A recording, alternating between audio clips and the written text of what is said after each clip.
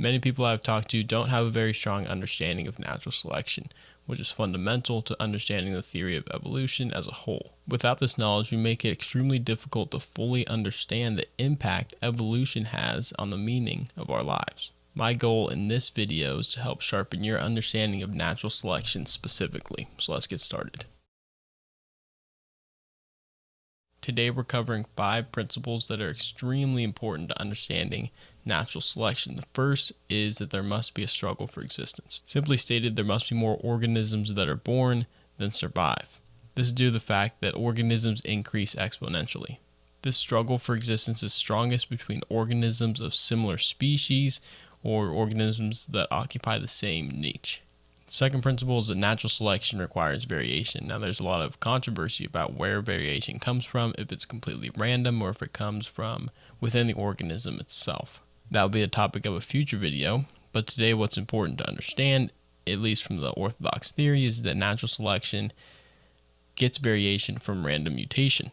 Another thing I want to stress is that natural selection is not random from this perspective, but the mutation part is. The third principle is that no organism is perfect for any particular environment. Natural selection is really just favoring organisms that have an advantageous variation that really applies to the organism's current situation.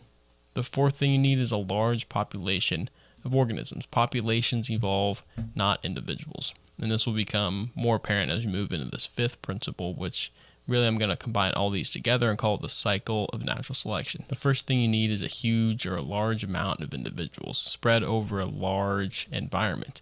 With a large environment, you can get pockets of isolated organisms. Within these pockets, you have organisms beginning to adapt to different environments. Not all the organisms are living in the exact identical situation. Some might be living in the mountains, some might be living near the water. And this consequentially can lead to modification. And now there are tons of different ways to get modification. I'm just going to be focusing on a few selective pressures. The first one is going to be new environments. New environments can comprise of new predators, new food sources, and even new climates, different from any of the other organisms in their situations. The next selective pressure can be competition. If you live in an environment as an organism where there are tons of other organisms to compete with, it might be time to really change your strategy or your tactic, or to completely leave that area and go to a new environment where there might be new food sources.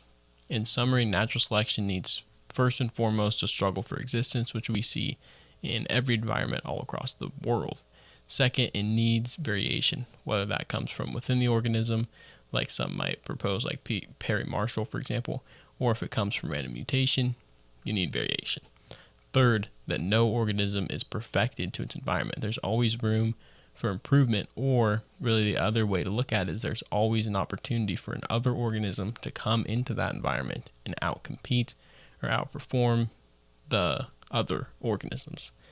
4 is that we need a large population. Large population leads to isolation within these huge, massive environments that can lead to organisms perfecting themselves in different situations. All this together comprises of the cycle of natural selection, where you start with a large population, which leads to isolation, which leads to new selective pressures, which can then change the organism. The concepts in this video are fundamental to future conversations on one of the world's most popular theories of who we are, how we got here, and what's next. Make sure to subscribe so you don't miss any more of the future conversation.